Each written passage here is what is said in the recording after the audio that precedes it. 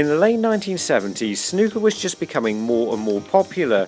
All of the major tournaments were now being shown on TV. In this period, 6 times world champion Ray Reardon was the #1 player. But Ray started winning tournaments well before the TV cameras showed up, meaning we only have a small portion of his career to choose from when looking for his best shots. So I'm going to try to replicate the best of his shots that we have on record, and because there's not a lot to choose from, I'm also going to try to repeat one of his trick shots. Even though we only have a small segment of Ray's career to choose from, he still played some difficult and interesting shots.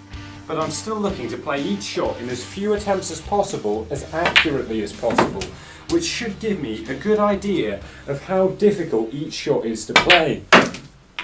But can I reassure you, just because we're making a video that comes out on Halloween about a man nicknamed Dracula, it doesn't mean it's haunted.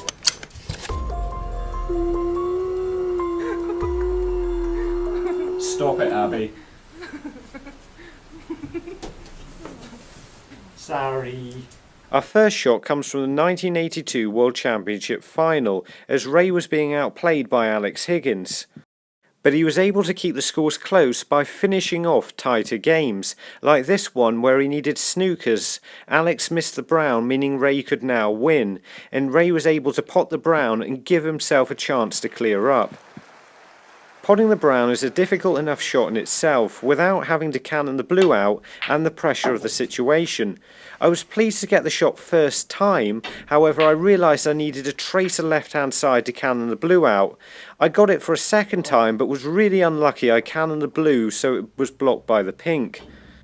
I couldn't believe I potted 3 browns in a row like this, but still wasn't able to get the blue into a pottable position.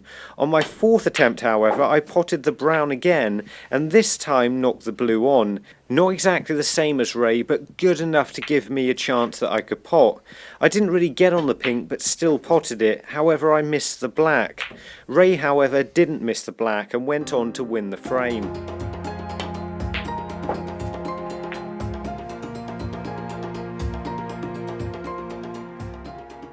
This next shot was shot at the World Championships in 1982, and it uses the same topspin trick that I've shown before from this match between Jimmy White and Willie Thorne. However, Ray uses topspin here not to get position, but to slow the cue ball down enough to get a snooker. Not only is this shot a lot harder to judge than it looks, it was the first ever shot of the championship winner. With the ball being so close to the cushion, it was easy to get the white to slow down with topspin.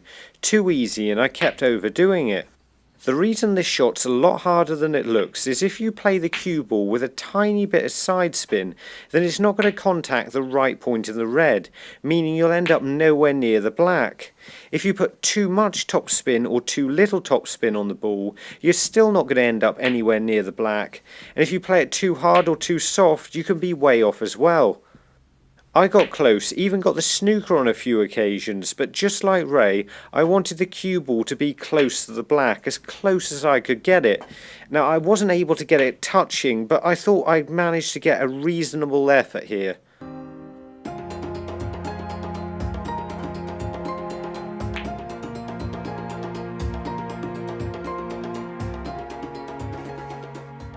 Ray won the inaugural pot black in 1969, a tournament he was still playing in 1983. After being snookered by Eddie Charlton, Ray decides to play a harder shot and move the red away from the pocket.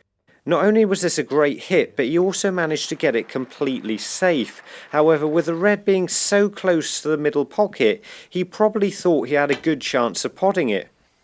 I think you're probably more likely to pot it than get it safe in the way that he did, but as it's a shot he played, that's what I'm looking to replicate. I'm pretty confident I had everything in exactly the same place, but for whatever reason I was playing the cue ball above the jaws of the middle pocket rather than below it like Ray was.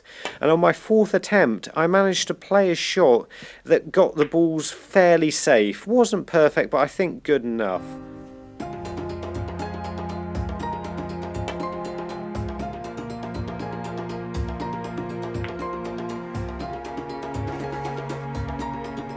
Before we look at the next shot, we're going to find Iwi Timer from Kelantan, Malaysia. A year earlier in 1982, Ray had a very successful World Championships. On his way to winning his semi-final match, he made an excellent clearance, which included this superb positional shot, playing the cue ball round the back of the black and round the back of the brown to finish perfectly.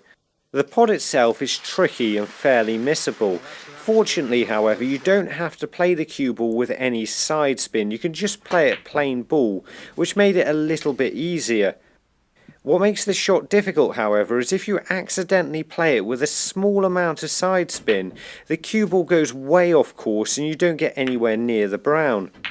Playing the green deliberately with left hand side and screwing it round two cushions is probably the easiest shot here, as if you play it like this you really have to be very accurate and thread the needle past the black to get perfectly on the brown, which I managed to do good enough for me to be able to pot it.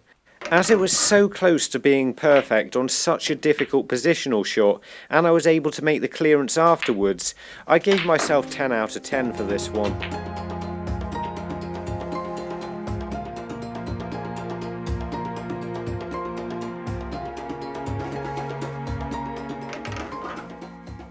Even though Ray was getting to the end of his career in 1985, he was still able to outplay John Parrott with shots like this in the deciding frame.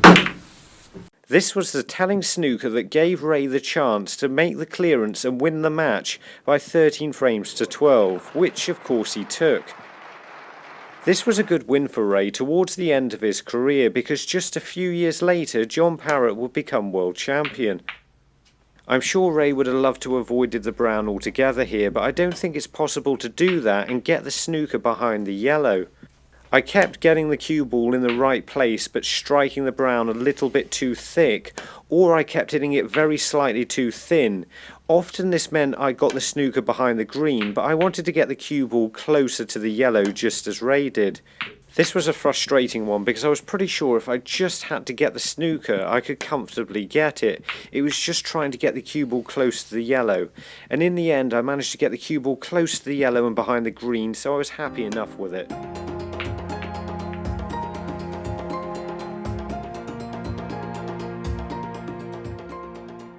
Swerving around a ball isn't too difficult, but potting a ball at the same time definitely is. It's close. I have no idea where the shot is from, but these 3 seconds I discovered online is all I could find of it. If Ray's opponent did need snookers here, then there was a good chance he would try to play this. I mean, why not? So we have to assume he was going for it. And if he wasn't, then we're going to be running out of quality shots, so I'm sticking with it anyway. I suddenly realised I didn't have to strike down on the cue ball as much as I thought to be able to hit the red, and as soon as I did that, luckily I potted it. The 1982 World Championship final was the only World Championships that Ray ever lost. However, he still played really well against Alex Higgins. Although this time it was only the last 5 colours, Ray still managed to pull a clearance out of seemingly nowhere. I'm not really sure if this is considered to be one of Ray's best shots because of the green or the brown, but either way we're starting with the green, and I'm trying to get the cue ball somewhere near where Ray got it, and I realised very quickly that you've got to hit it quite hard. Playing it with a tracer side spin wasn't too difficult until I had to up the pace a little bit, but eventually I managed to pot the green. However, this time I hit it a little bit too thick, meaning the cue ball didn't get as far again. This also made me realise I was going to have to hit it harder again, and the extra pace caused me to miss the next few attempts, but eventually I managed to pot the green and at least get somewhere close to the brown.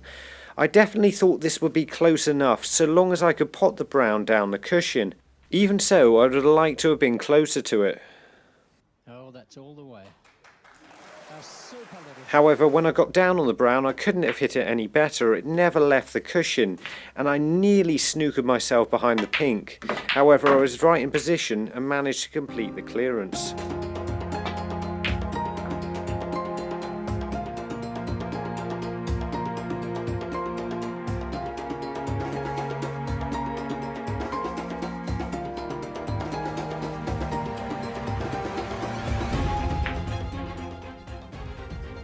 Before we travel to another country, I'm going to find Sky Robson-Reid from South Shields in the UK. I'm pretty sure the next shot was from the Canadian Open, on one of the few times that snooker took a trip to Canada.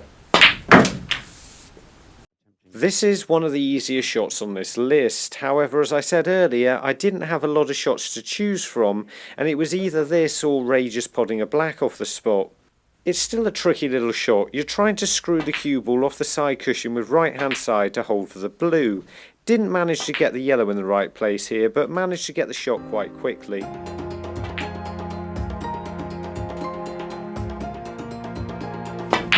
Ray was a great break builder who could make complex positional shots look easy. The blue is making things very difficult here. Not only does it not pot, it blocks the path for the cue ball to get through to the yellow, and it's making the positional shot a bit tricky as well. You need to screw this across the table with left hand side, but if you get into it too well, you're going to collide with the yellow, which might mean you end up losing position. And if you don't get enough spin on the cue ball, you could easily snooker yourself behind the blue again and not be able to pot the yellow. To get the cue ball to cannon the blue, the cue ball needs to take the perfect line, and I was really surprised at how difficult this was and how many attempts it actually took me.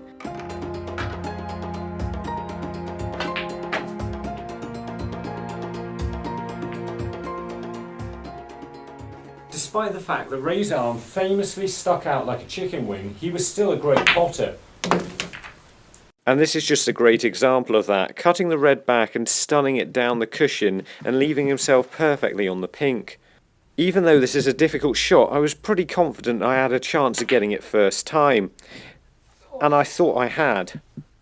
Annoyingly, on my next few attempts I missed it by fractionally more every single time, until I eventually potted it.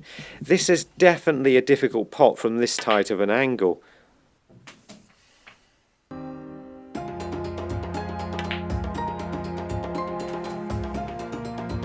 These are the shots that I felt were the most difficult to play, but that doesn't necessarily mean they were the best shots.